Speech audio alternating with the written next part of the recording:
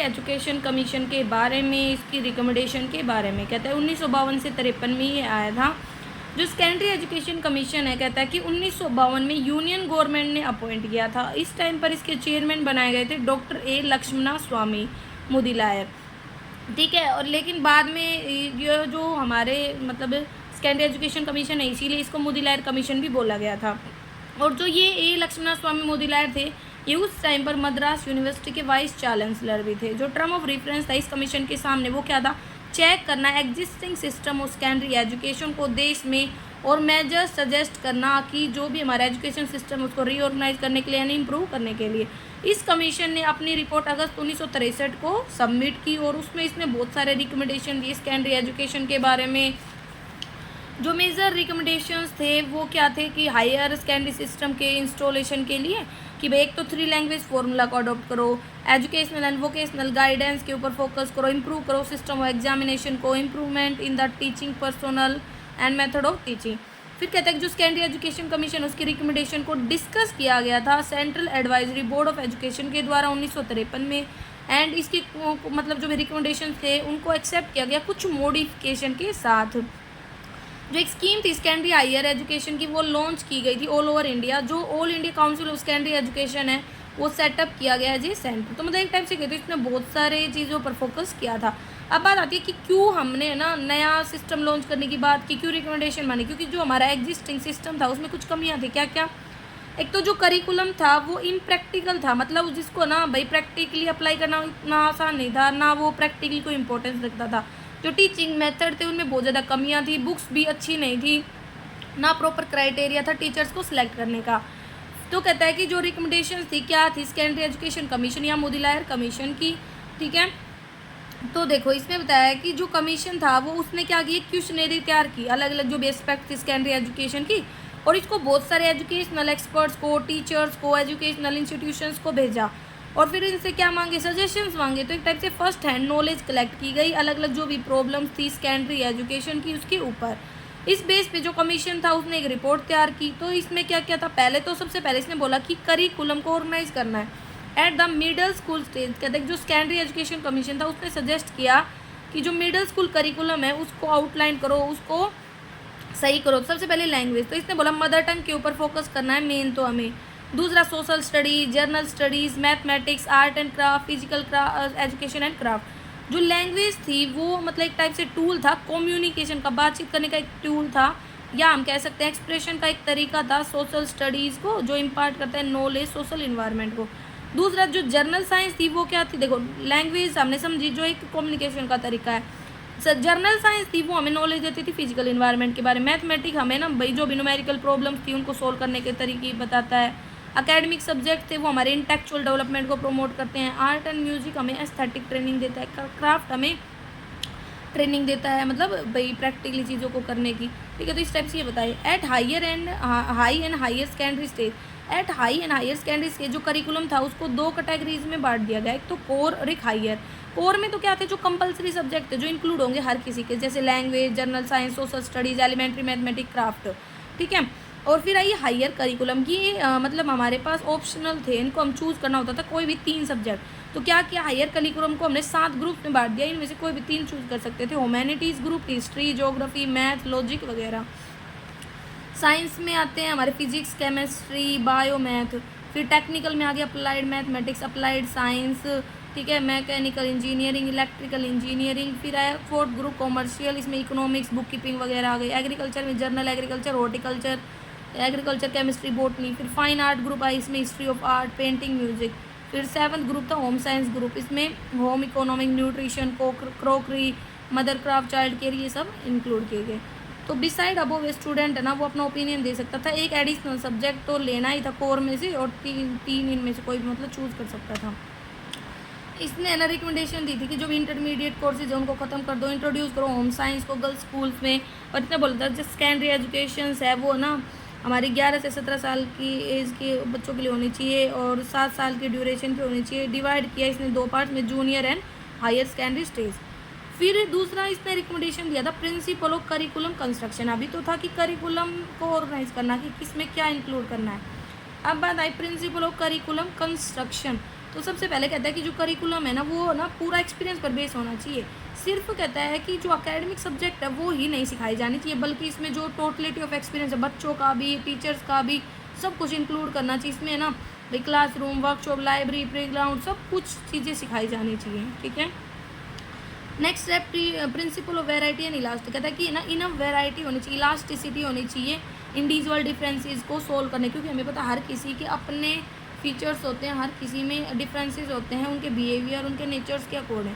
तो कहता है कि प्रोविज़न होना चाहिए करिकुलम में कि हर बच्चा मतलब अपने नीड्स के, इंटरेस्ट के अकॉर्डिंग करिकुलम चूज़ कर पाए। प्रिंसिपल ऑफ लीजर कहता है कि जो करिकुलम है उसे वो इस तरीके से डिज़ाइन हो कि ट्रेन करे बच्चों को, सिर्फ वो काम ना करे बल्कि थोड़ा आराम भी करे, मस्ती भी करे। जो रिकमेंडेशन था वो सिर्फ ना स्कूल को एक अच्छी लाइफ ही नहीं बनाना चाहता था, बल्कि ना भाई बहुत सारे इंटरेस्ट, हॉबीज़ वगैरह क्रिएट करना चाहता था बच्चों में। प्रिंसिपल ऑफ कोरिलेशन मतलब लिंक करना, जो सब्जेक्ट था करिकुलम में कहता है कि वो इंटर रिलेटेड किया गया, हर सब्जेक्ट के साथ जो कंटेंट था उसको इतना ज़्यादा इन्वाइसेस किया गया कि हर यूनिट को कवर किया जा सके, और कहता है कि कोरिलेट किया गया लाइफ के साथ। और फिर है प्रिंसिपल ऑफ कम्युनिटी सेंटरनेट, कहते हैं जो करिकुलम है वो विटेली एंड ओरिजिनली रिलेटेड था कम्युनिटी लाइफ से, मतलब जहाँ पे एक बंदा रह रहा है, एक पर्सन रह रहा है, इंटरप्रेट करे बच्चे को इसके साइलेंट और सिग्निफिकेंट फीचर जो उसे भाई है ना, भाई जो भी लोग हैं आसपास के उनके साथ कॉन्टैक्ट में आने देते हैं, इंपॉर्टेंट एक्टिविटीज़ को समझने देते हैं। ठीक है।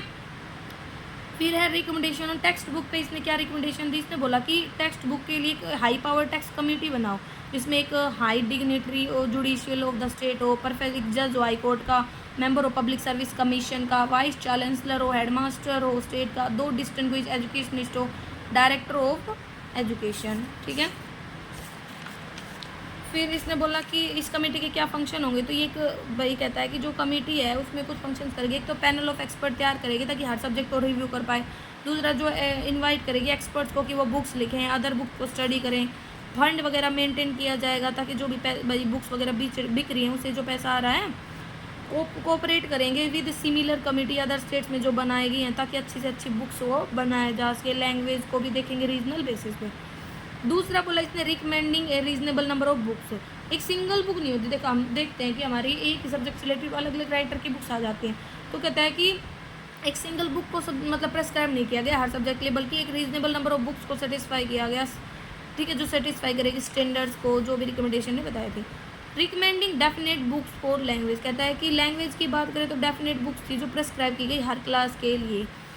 Free from political religion ideologies, कहते हैं कि कोई भी बुक प्रेस्क्राइब नहीं थी एज ए टेक्स्ट बुक और बुक फॉर जनरल स्टडी अगर उसमें कोई पैसेज था या स्टेटमेंट थी जो ना मतलब हमारे रिलीजियस या सोशल जो भी ससेबिलिटी है उसको ऑफेंड करे, मतलब ना तो किसी एक प्रॉपर धर्म पर फोकस किया, ना किसी भी धर्म की बुराई की गई। ठीक है। डिस्कोरेज करना फ्रीक्वेंट चेंज, बार बार भी बुक्स को नहीं बदलना चाहिए। ठीक है। फिर नेक्स्ट बोला इसने improvement in method of teaching, जो मेथड ऑफ टीचिंग है कहता है जनरली वो फॉलो किए जाते हैं हमारे स्कूलों में, लेकिन उनमें कुछ कमियां हैं। सेकेंडरी एजुकेशन कमीशन ने सजेस्ट किए कुछ मेथड कि डायनामिक और साइंटिफिक मेथड अडोप्ट करो। तो इसने बोला कि clear thinking and clear expression की अपॉर्चुनिटी होनी चाहिए। तो जो मेथड थे टीचिंग के वो प्रोवाइड करते हैं बहुत सारी अपॉर्चुनिटी बच्चों को कि वही क्लियर थिंकिंग एक्सप्रेस कर पाएँ, ठीक है, क्लियर एक्सप्रेशन दे पाएँ अपने स्पीच एंड राइटिंग का, भाई क्वेश्चन पूछना। ठीक है।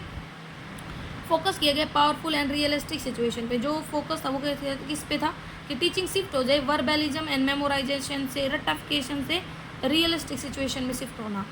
रियल अटैचमेंट टू वर्क, जो मेथड थे टीचिंग के वो क्रिएट करे बच्चे में रियल अटैचमेंट काम के साथ कि हाँ भाई ये जो मैं सीख रहा हूँ ये मेरे मतलब जो डेली की लाइफ है उसमें भी related efficiently honestly and thoroughly. Inculcate करना डिजायरेबल वैल्यूज़ एंड एटीट्यूड, जो टीचिंग मेथड है वो सिर्फ ना उनका नॉलेज देना ही नहीं होना चाहिए, बल्कि बच्चों में डिजायरेबल वैल्यू क्रिएट हो, अच्छा एटीट्यूड डेवलप हो, काम के लिए हैबिट डेवलप हो। फोकस किया गया है नॉलेज को एक्वायर करने पर पर्सनल एफर्ट्स के थ्रू, बच्चे खुद भी मतलब लर्निंग बाय डूइंग कॉन्सेप्ट है इसमें।